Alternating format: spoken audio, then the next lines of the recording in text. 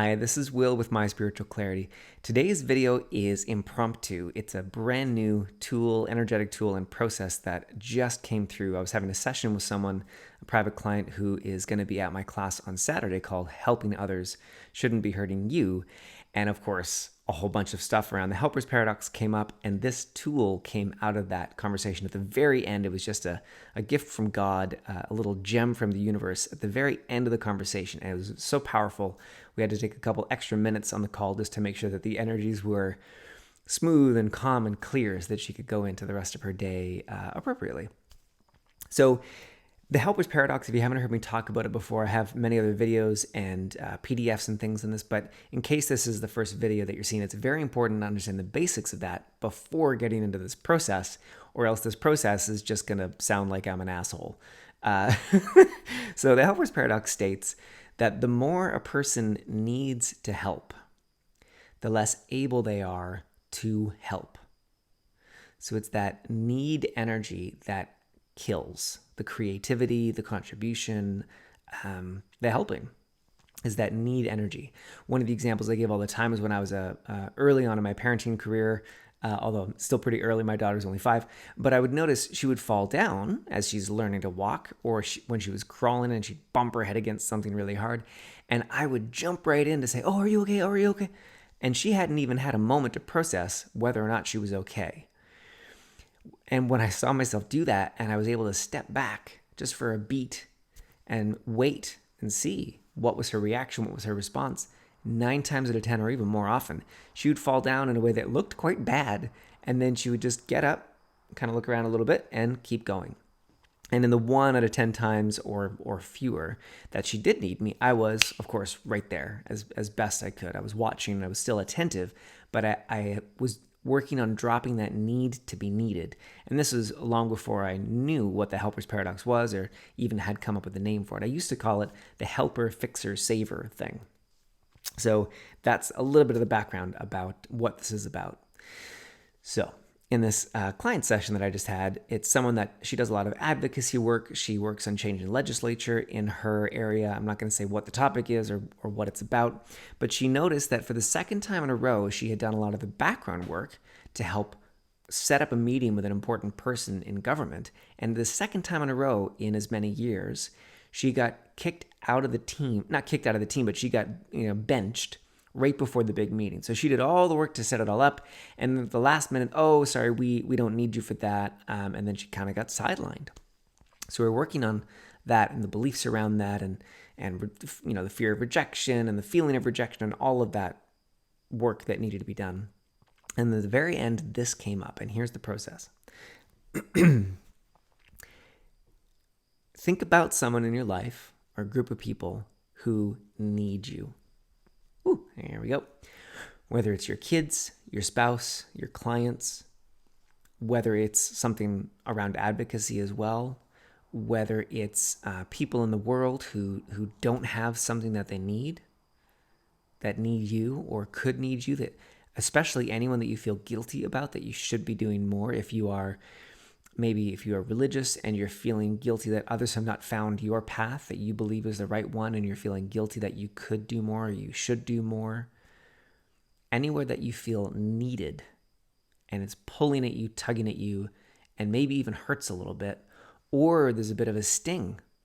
There's a bit of a, they should recognize that they need me, but they're not seeing it. Why don't they see it? So bring whoever that is to mind, and then say in your mind or out loud,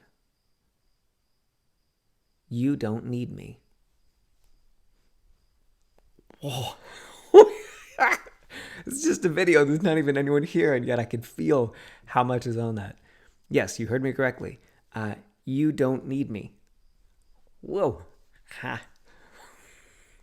And if you've not watched any of my videos before, all this shoulder popping and bopping and stuff is just the energy and how the energy moves when there's a lot of it, or especially when there's resistance to clearing the energy. So it could just be me. I could just be reacting to my own self as I'm thinking about the people or the clients or the family in my own life as I'm doing this process with you live right now. So my shoulders move and I pop when there's resistance to making this shift. So you don't need, woo, You don't need me. Now, you can do a couple things with this as the energy comes up. Number one, you could borrow from my good friends at Access Consciousness, if you like, and you could clear the energy using their clearing statement. And if you want the link to that, just comment below and I can get you that. That's their kind of proprietary clearing statement. You can use my clearing statement that I learned from Shiraz Babu, who does energetic magic in Toronto. So you just say, everything that brings up, would I be willing to destroy that at the point of creation? Now, he doesn't use it like that ever, I don't think, or at least not very often. I do. I find it a very helpful process and practice. Ooh, so you you don't need me. You don't need me. Okay, everything that brings up, would I be willing to destroy that at the point of creation? Yes. Or no. And if it's a no, now we go into the other way that you can use this process. So with a child or a spouse or whoever, a client, whoever it is, and you go, you don't need me, but you do need me, or you're not listening, or but I want to help you, or whatever is coming up. And I want you to write that down. I want you to journal about it, write it down, or go for a walk, pray to God, the universe, whatever, or whoever you pray with or to, and piece that apart. What's going on there? Why do you need to hold on to that? Why do you need to be needed? Why do you need to be needed? So this process is amazing for anywhere that you've been really, really stuck and not able to move forward. It's going to start to unravel that ball of twine or rope or electrical tape. That's how I used to give presents when I was a kid and a teenager. My stepfather hated it. We used to wrap a package and then wrap it in about 10 rolls of black electrical tape so that he had to undo the whole thing.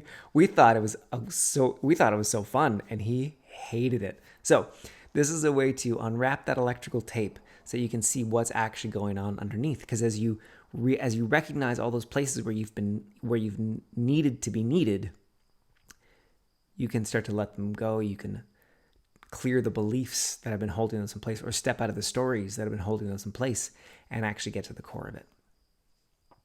Okay. So this is all perfect timing, of course, leading up to a half-day intensive that I'm running on Saturday called Helping Others Shouldn't Be Hurting You. So if you've watched to the end of this 8-minute video, I would invite you to come and check out that half-day intensive that's happening. It's basically a sliding scale, pay what you can, this Saturday, the 27th. Today is the 24th. So perfect timing that this new process came out. I hope you will come and join us. There are 2 spots left as of today afternoon on the 24th. Would love to see you there if it speaks to you. So I'll link down below in the video the sales page, and you can come check it out. And I'd love to see you there. Have an amazing day, and I'll see you soon. Bye-bye for now.